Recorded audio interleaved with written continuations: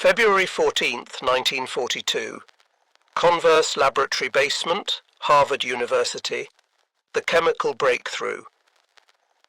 A match flickered in the darkness as Professor Louis Fieser ignited a small sample of jellied gasoline. The flame didn't explode like ordinary fuel. It clung, burned, and refused to die. Aluminum naphthenate and aluminum palmitate, Fieser noted in his laboratory journal, creates a gel consistency similar to applesauce, then thickens to rubber. The 42-year-old organic chemistry professor set down his pen and reached for the secure telephone. What he had just created would change the nature of warfare in the Pacific. A weapon that could penetrate the deepest caves, breach the strongest bunkers, destroy what bombs could not touch. Professor Fieser had no idea that his Valentine's Day discovery would lead to the most devastating incendiary campaign in military history. The Pacific War had taught American forces a brutal lesson. Japanese defenders did not surrender. They dug in, fortified, and fought from positions that conventional weapons couldn't destroy. The volcanic islands of the Pacific offered perfect defensive terrain. Caves honeycombed through rock, concrete bunkers reinforced with coral, underground passages stretching for miles. Iwo Jima alone contained 11 miles of subterranean fortifications. Okinawa's defenders had turned ancient burial tombs into machine gun nests. Conventional bombs bounced off. Artillery shells barely scratched the surface. Something new was needed, something that could reach into the depths where Japanese soldiers waited. The answer came from an unlikely source. A Harvard chemistry professor who had been working on synthetic rubber when war broke out. A man who initially opposed developing poison gas, but swallowed his pride when his country called. Louis Frederick Fieser, born in Columbus, Ohio, on April 7, 1899, who had spent years synthesizing vitamin K and studying blood coagulation, was about to become the father of modern incendiary warfare. The first field test occurred on July 4, 1942, not in some remote military facility, but on Harvard's soccer field between the business school and the stadium. Fieser placed 45 pounds of his new compound into a shallow pool of water. Cambridge Fire Department stood by nervously. Tennis players on nearby courts had no idea what was about to happen. The white phosphorus igniter triggered the napalm. Flaming globs of gel erupted into the air, splashing into the water where they continued burning. The tennis players yelped and scattered. The gel stuck to everything it touched. Water couldn't extinguish it. It burned at temperatures ranging from 800 to 1,200 degrees Celsius. Fieser's calculations were precise. His new weapon burned 6 times hotter than thermite. Unlike gasoline, which exploded in a massive fireball, napalm projected in a tight stream that could be directed into cave openings, bunker slits, pillboxes. The aluminum soap compounds gave it a consistency that made it stick to surfaces, to uniforms, to skin. Standard incendiary bombs achieved kills in 1 attack out of 60 attempts in early trials. Napalm achieved success in 1 attack out of 3. The statistics were compelling, but the chemistry was revolutionary. Production began immediately at Nuadex Products. By mid-April 1942, they had developed a brown, dry powder that looked harmless enough. Mixed with gasoline, it transformed into something terrifying. The Chemical Warfare Service ordered thousands of tons. Dow Chemical ramped up production. By 1943, America was producing 500,000 pounds of napalm. By 1944, that number had risen to 8 million pounds. The M69 incendiary bomb was designed specifically for napalm deployment. Each bomb weighed 6.2 pounds and contained jellied gasoline that would spray across a 15-foot diameter. 38 M69s were packed into an E-46 cluster bomb. When dropped from altitude, the cluster would open at 2,000 feet, scattering the individual bombs across a target zone. But first, napalm would see combat in Europe. In August 1943, American forces used it during the Allied invasion of Sicily. However, its true test would come against Japanese fortifications that had proven impervious to conventional attack. July 22, 1944. Tinian Island, Marianas Chain, the Pacific debut. Captain Robert Johnson of the 2nd Marine Division watched Army Air Force fighter bombers approach from the east. These weren't carrying conventional bombs. The aircraft were loaded with the first napalm weapons to be used in the Pacific theater. The incendiary gel, shipped in secret from Hawaii, was about to be tested against an enemy that had turned defense into an art form. The Japanese garrison on Tinian, commanded by Colonel Kiyoshi Ogata, had spent months preparing defensive works. The 50th Infantry Regiment and attached units, nearly 9,000 men, had excavated caves into the island's coral cliffs. Machine gun nests covered every approach. Artillery was hidden in reverse slope positions immune to naval bombardment. When the first napalm bombs fell on Tinian, Marines watching from Saipan, just 6 miles away, witnessed something unprecedented. Instead of the sharp explosions of high-explosive bombs, orange flames rolled across Japanese fortifications like a tidal wave of fire. The incendiary mixture penetrated cave openings, flowed into bunkers, seeped through firing slits. Japanese soldiers who had survived weeks of naval bombardment fled their positions, uniforms ablaze. The burning petroleum adhered to everything. Stop, drop and roll only spread it further. Water from canteens caused it to splatter. The only escape was to abandon the position entirely. Marine Corporal James Chen, observing through binoculars, noted in his diary, "The Japs came out of holes we didn't even know existed. They rolled in the dirt, trying to put it out, but it just kept burning." Within days, Marine units were requesting napalm strikes before every advance. Japanese emplacements that had required hours of costly assault to neutralize were cleared in minutes. Tinian fell on August 1st. Of the 9,000 Japanese defenders, only 313 survived. The success on Tinian was just the beginning. On Saipan, Marine flame tank operators had discovered that portable flamethrowers achieved similar effects at close range. The M2 flamethrower could project thickened fuel up to 40 yards. But the operators, carrying 70 pounds of fuel on their backs, had a casualty rate exceeding 90% once they revealed their position. The solution came from Navy Seabees, who modified Sherman tanks with CBH-1 flamethrowers. These Zippo tanks, as Marines called them, could project liquid fire up to 150 yards while providing armor protection for the operators. 8 such tanks landed on Iwo Jima on February 19, 1945. What happened next would demonstrate napalm's terrifying effectiveness against the most fortified positions in the Pacific. February 23, 1945. Iwo Jima, the volcanic inferno.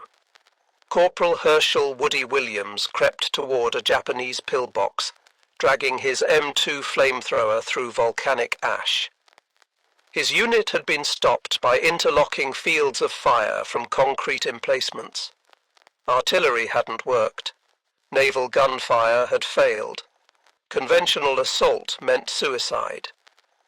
Williams could see the barrel of a Japanese Type 92 machine gun protruding from a firing slit.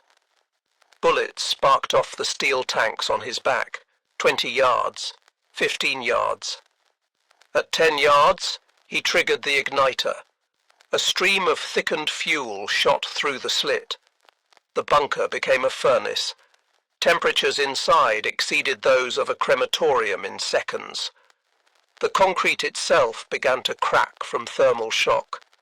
Steel reinforcement bars warped and bent. The machine gun's barrel turned cherry red, then white, then melted. No one inside could have survived more than seconds. Williams crawled to the next position, an underground complex connected by passages. He noticed a ventilation shaft, barely 6 inches wide. The flamethrower nozzle fit perfectly.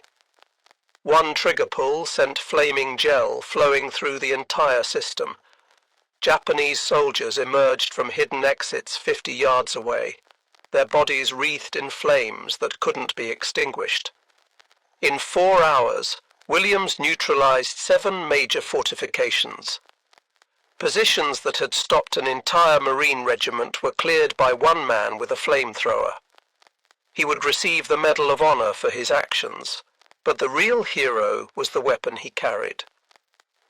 Lieutenant General Tadamichi Kuribayashi, the Japanese commander on Iwo Jima, had spent a year turning the island into a fortress. His defensive doctrine was simple: make the Americans pay for every yard with blood. His 21,000 troops had excavated miles of passages through solid volcanic rock. They had stockpiled food, water, and ammunition for a months-long siege. Kuribayashi had studied American tactics, knew their reliance on superior firepower. He positioned his defenses on reverse slopes where naval guns couldn't reach. He forbade suicidal banzai charges, ordering his men to fight from fortified positions until death. He believed he had created an impregnable defense. He had not accounted for napalm. The modified Sherman tanks arrived on the second day of battle. Captain Frank Caldwell of the 26th Marines watched the first Zippo tank advance on an underground fortress that had resisted 2 days of assault. The tank's flamethrower erupted, sending a stream of burning petroleum 100 yards into the cave mouth. The incendiary mixture flowed like water, finding every passage, every chamber, every hiding place. The whole mountain seemed to exhale smoke, Caldwell reported. Then we heard the screaming. Japanese soldiers emerged from caves, their clothing and skin aflame.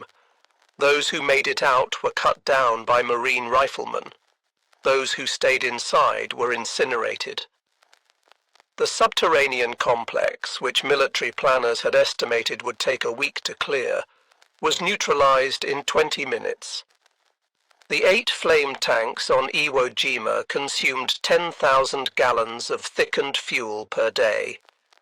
Each tank required a support team of Seabees for maintenance and refueling. Electrician's mate Joseph Kissel and shipfitter J.T. Patterson worked around the clock to keep the weapons operational, often under enemy fire. The psychological impact was immediate. Japanese soldiers who had fought fearlessly against conventional weapons fled at the sight of flame tanks. Radio intercepts revealed growing panic in Japanese communications. Words like demon fire and dragon tanks appeared in decoded messages. Private Toshio Yamada, one of the few Japanese survivors of Iwo Jima, later testified, "We were trained to die for the Emperor. We were prepared for bullets, shells, even bayonets. But the fire was something else. It came into our caves like a living thing. You couldn't fight it. You couldn't hide from it. It found everyone." By March 1945, napalm had proven so effective that General Curtis LeMay made a decision that would change the course of the war. If incendiary gel could clear caves and bunkers, what could it do to cities? March 9th, 1945. 5:34 p.m. Northfield, Guam, Operation Meeting House. Major General Curtis LeMay watched the first of 334 B-29 superfortresses roll down the runway. Each bomber carried a lethal cargo, 40 cluster bombs containing 1,520 M69 incendiary devices. Their target, Tokyo. LeMay had struggled for months with high-altitude precision bombing. Jet streams over Japan pushed bombers off course. Cloud cover obscured targets. Anti-aircraft fire at 30,000 feet was deadly accurate. Results were dismal. After taking command of the 21st Bomber Command in January 1945, LeMay knew he had to try something different or face relief. The arithmetic of destruction was compelling. One incendiary cluster could destroy an area 100 feet by 300 feet. Tokyo's residential districts were densely packed with wooden houses, paper walls, and straw mats. Japanese war production depended on thousands of small factories scattered throughout residential areas. What precision bombing couldn't hit, area incendiary attack could destroy. LeMay stripped the B-29s of defensive guns to carry more ordnance. He ordered them to fly at night, at low altitude, between 5,000 and 9,000 feet. The lower altitude would improve accuracy and put them below the effective range of Japanese anti-aircraft guns. The Pathfinder aircraft arrived over Tokyo just after midnight on March 10th. They marked the target area, a 3-by-4-mile residential district housing 750,000 people, with incendiary bombs in an X pattern. The main force followed, dropping 1,665 tons of incendiaries in streams that created a grid of fire. Within 30 minutes, individual fires had merged into a firestorm. Ground-level heat approached that of molten lava. The superheated air created winds exceeding 100 miles per hour, sucking oxygen from bomb shelters, feeding the flames with fresh air. Concrete boiled, steel melted. The Sumida River turned to steam. Fire Captain Susumu Takahashi of the Tokyo Fire Department logged his final report at 12:48 a.m. Fire beyond control. Equipment useless. The city is dying. Tokyo's fire department had 8,000 men, 1,000 pieces of equipment, and exactly 3 ladder trucks capable of reaching beyond 30 feet. They had trained for conventional bombing, prepared for normal fires. Nothing had prepared them for this inferno. The gel stuck to their equipment, melted their hoses, turned their water into scalding steam. By dawn, 16 square miles of Tokyo had been incinerated. Conservative estimates placed the death toll at 87,500, though Japanese sources suggest over 100,000 perished that night. More people died in the Tokyo firestorm than would die in either atomic bombing. 1 million were left homeless. B-29 tail gunner Sergeant James Krantz reported, "At 5,000 feet you could smell the burning flesh. The thermal updrafts from the fire were so strong they threw our 65-ton bomber around like a leaf." But LeMay was just getting started. The systematic incineration of Japan had begun. March 11th brought the destruction of Nagoya, as 313 B-29s eliminated the Mitsubishi aircraft engine plant and surrounding districts. 2 days later, Osaka's industrial heart was consumed by flames that burned for 72 hours. March 16th saw Kobe's port facilities and shipyards reduced to twisted metal and ash. In 10 days, incendiary raids had destroyed more Japanese industrial capacity than 2 years of conventional bombing. The Air Force was consuming napalm faster than American factories could produce it. Emergency production facilities were established. By June 1945, monthly production approached unprecedented levels. The tactical lessons learned from cave clearing in the islands were being applied strategically to Japan itself.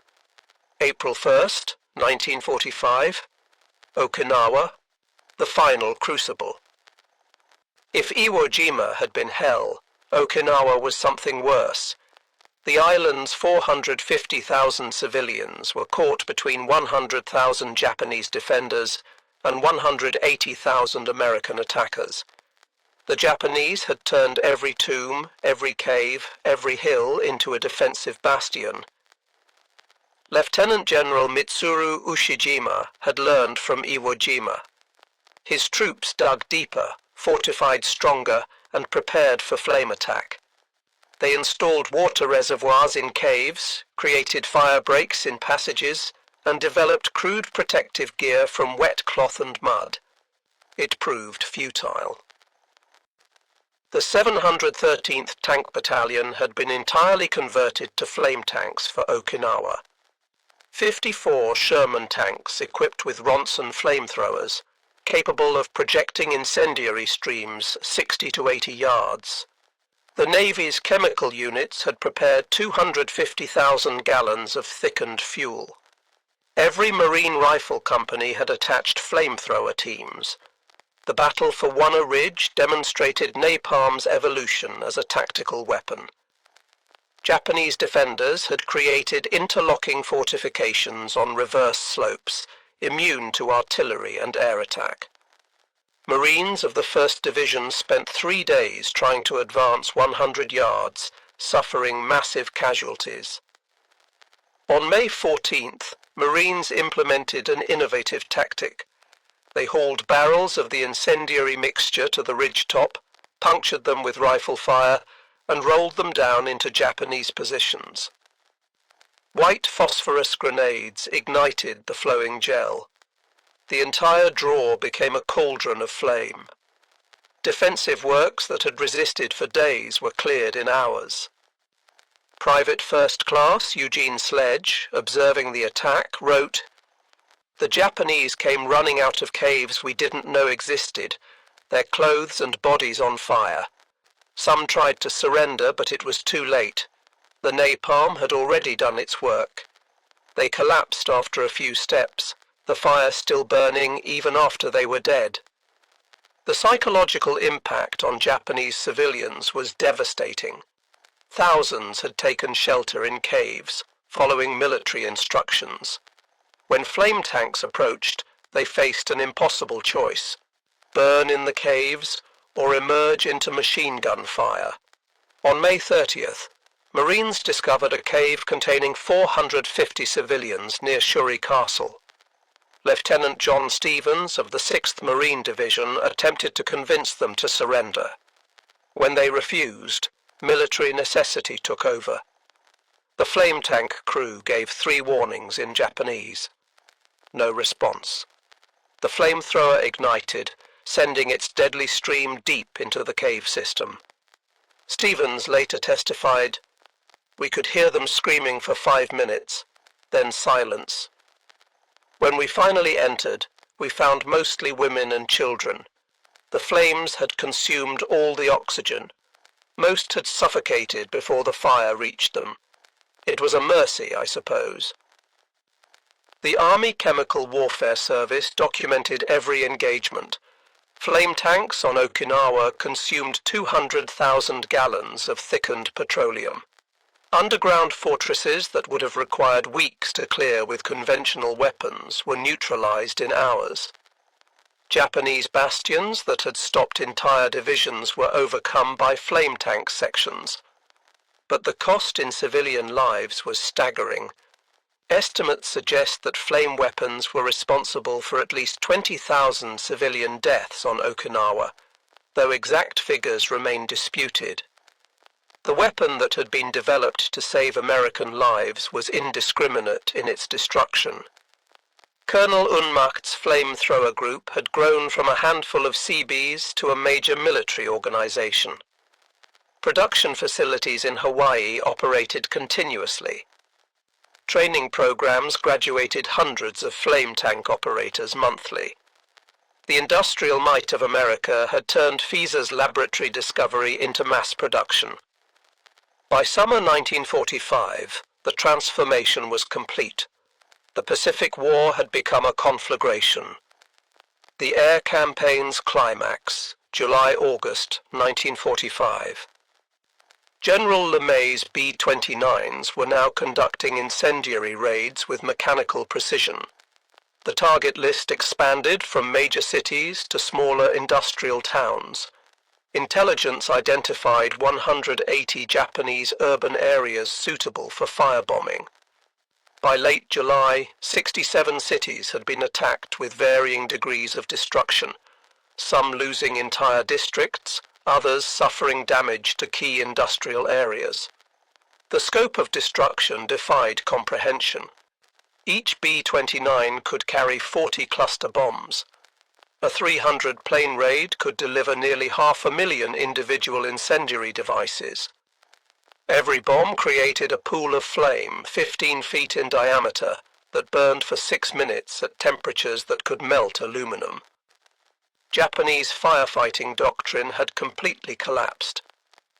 Throughout July, city after city was targeted. Fukui lost 60% of its urban area on July 19th. Matsuyama saw 3/4 consumed on July 26th, while Tsu suffered 85% destruction on July 28th. The systematic campaign continued with industrial efficiency, each raid perfecting the techniques learned from the previous one. Japanese industrial production plummeted. Workers refused to enter factories, knowing they were targets. Transportation systems collapsed as rail yards burned. Food distribution failed as warehouses were incinerated. The home front that had sustained Japan's war effort for 4 years was dying under cascading waves of petroleum flame. Prince Fumimaro Konoe, former Prime Minister, wrote in his diary, "The Americans have found our weakness. We built a nation of wood and paper. Now they are burning it down city by city. There is no defense against this demon fire." The Japanese military attempted countermeasures. They created fire breaks by demolishing entire city blocks. They built underground shelters with multiple exits.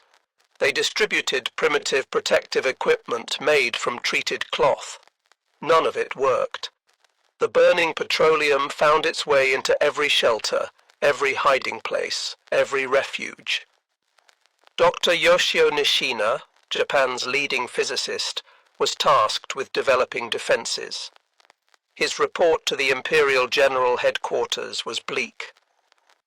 The gel's adhesive properties make it impossible to remove once ignited.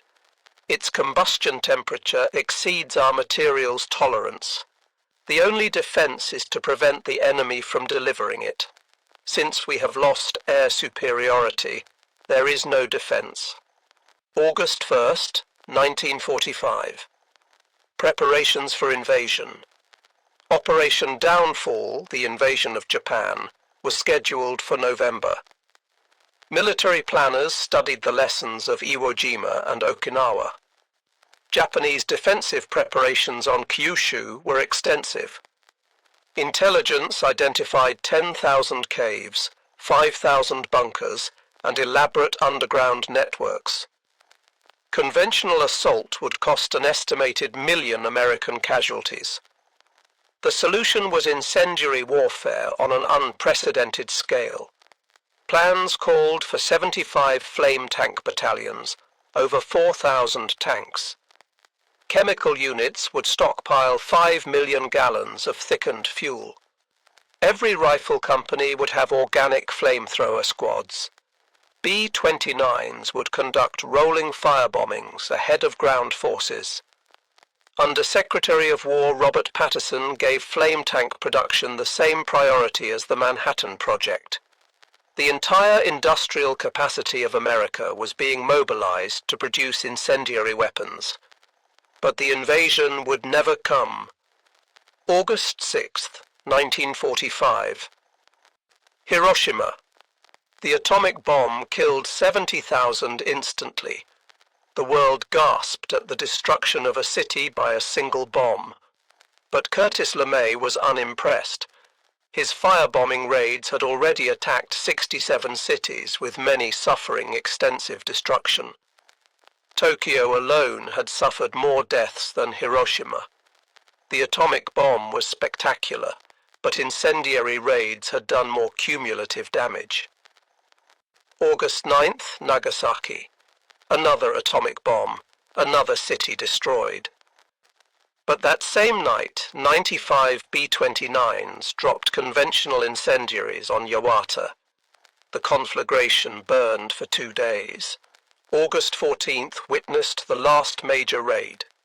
Even as Japanese officials discussed surrender terms, 160 B-29s attacked Kumagaya and Isezaki, the flames continuing to burn as diplomats negotiated. August 15th, Emperor Hirohito announced Japan's surrender. In his speech, he mentioned a new and most cruel bomb, referring to the atomic weapons. He did not mention the weapon that had destroyed more of his nation than any other. The statistics were overwhelming. Between March and August 1945, incendiary raids had destroyed 180 square miles across 67 Japanese cities, killed between 300,000 and 500,000 civilians, left 8 million homeless, eliminated 40% of industrial capacity. A 1946 National Defense Research Council report documented that 40,000 tons of M69 incendiary bombs had been dropped on Japan throughout the war. The Pacific War ended not with atomic flash, but with the dying embers of countless fires. The Reckoning. Professor Louis Fieser returned to Harvard, to his chemistry laboratory where it all began. He had been awarded the Medal for Merit, the nation's highest civilian honor. His invention had shortened the war, saved countless American lives, revolutionized warfare. But the victory was bitter. In 1967, during the Vietnam War, Fieser watched television footage of napalm strikes. Children running down roads, their bodies aflame, villages incinerated. The weapon he created to destroy enemy fortifications was being used against populated areas. In June 1972, Fieser wrote to President Nixon, urging an international ban. When we developed napalm, we never thought of anti-personnel use. We were thinking of structures, fortifications. I have no right to judge the morality of napalm just because I invented it, but I believe its use should be restricted. Edward David Jr., Nixon's science advisor, replied that napalm use was difficult to predict or control, offering only that the suggestion would receive careful attention. Fieser called it a brush-off. He died in 1977, his obituary in Harvard's Gazette mentioning his work on vitamin K and anti-malarial drugs. No mention of napalm.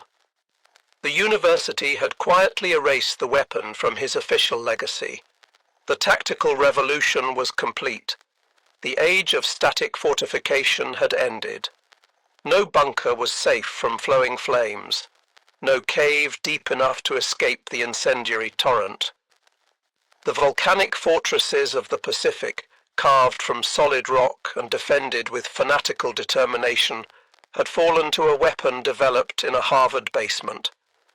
The 713th Tank Battalion was deactivated in 1946. The flame tanks were scrapped, their specialized equipment destroyed. The Seabees who had created them returned to civilian life. Colonel Unmacht's flamethrower group was disbanded, its records classified.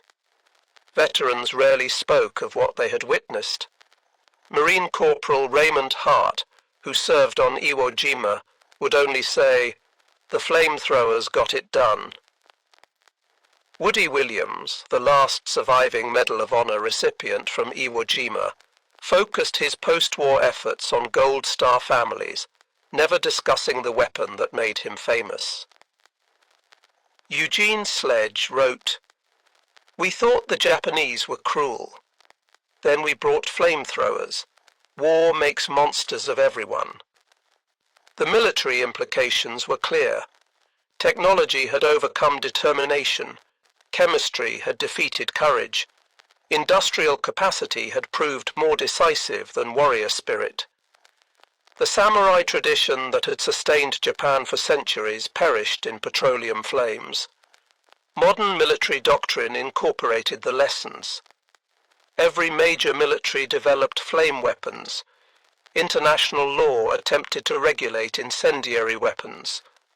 The 1980 Convention on certain conventional weapons restricted but did not ban their use. The weapon that had ended one war would feature in many others. The scientific legacy proved complex.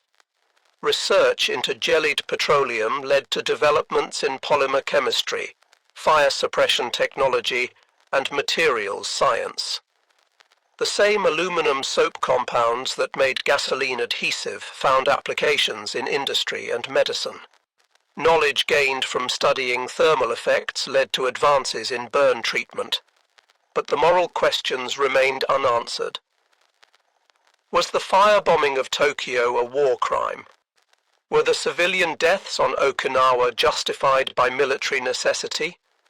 Did incendiary warfare shorten the conflict enough to justify its horrors?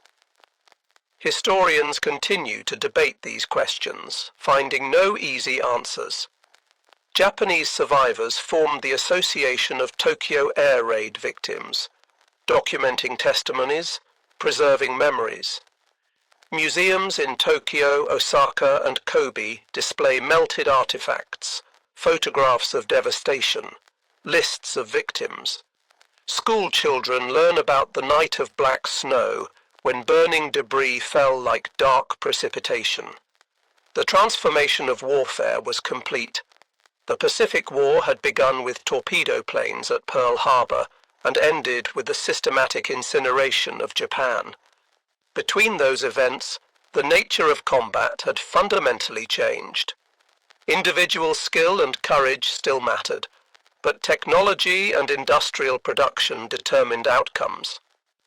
In the caves of Iwo Jima, coral formations show scorch marks from flame tanks, still visible 8 decades later. On Okinawa, sealed caves contain the remains of those who chose death over surrender to the flames.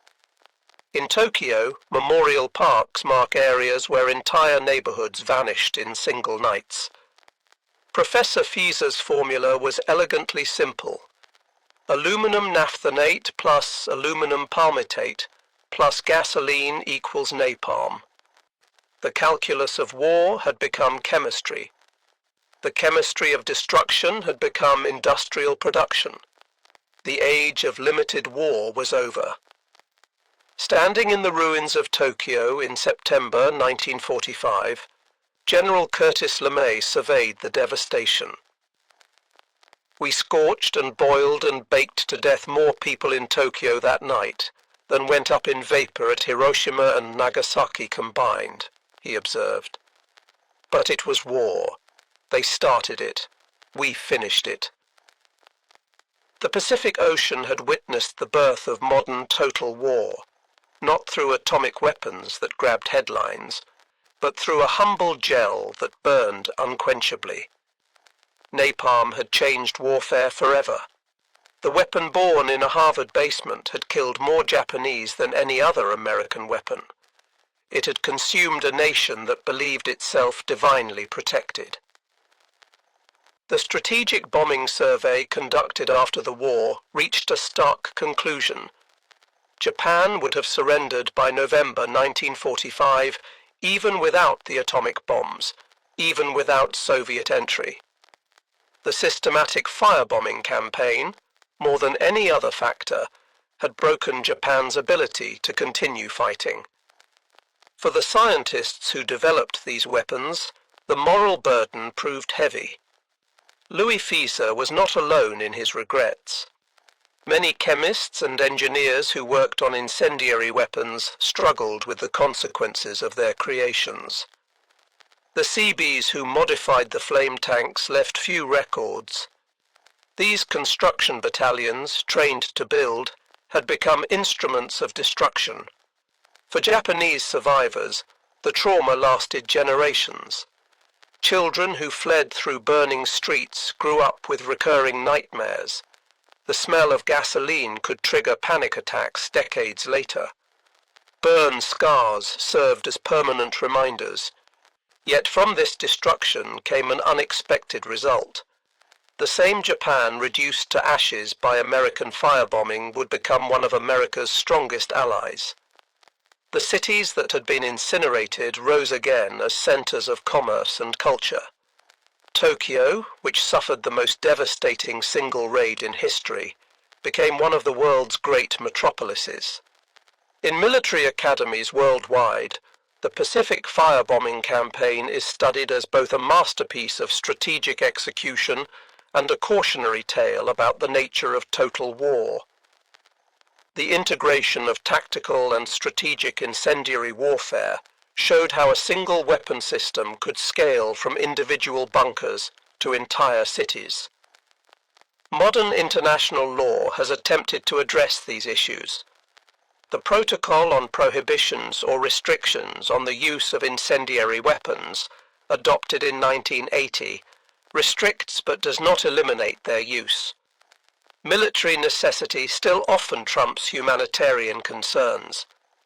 In Japan, memory of the firebombing serves different purposes. For some, it's a reminder of militarism's consequences. For others, evidence of war's brutality. For most, simply a human tragedy that should never be repeated. Annual commemorations are attended by fewer survivors each year. American memory of the firebombing is more ambiguous. The atomic bombings dominate the narrative. The systematic incineration that killed more is reduced to footnotes. This selective memory serves a purpose. It's easier to grapple with 2 atomic bombs than months of systematic firebombing. The technological progression from Fieser's laboratory to Tokyo's ruins took just 3 years. In that time, napalm evolved from a curiosity to the most destructive conventional weapon deployed. Today, napalm and its derivatives remain in military arsenals, the principle unchanged. Jellied fuel that sticks and burns. Professor Fieser spent his final years teaching and writing chemistry textbooks with his wife Mary. He rarely spoke of napalm, preferring to focus on other achievements. But the weight of his creation never left him. In private moments, he wondered what might have been different. These were pointless questions, he knew. If not him, someone else. The chemistry was too simple, the military need too great, the industrial capacity too vast. The weapon was inevitable once modern chemistry met modern war. The fundamental truth revealed by napalm's use remains. In total war, there are no limits to human ingenuity in creating destruction. The same industrial capacity that improves life can be turned to ending it massively. As the last survivors pass away, their memories become history. The burn scars fade, destroyed cities rebuilt, trauma processed. But the capacity for such destruction remains. The war ended, the flames died. But the questions napalm raised burn on. The lesson was clear. In the age of total war, victory belonged to those who could produce the most terrible weapons and possessed the will to use them.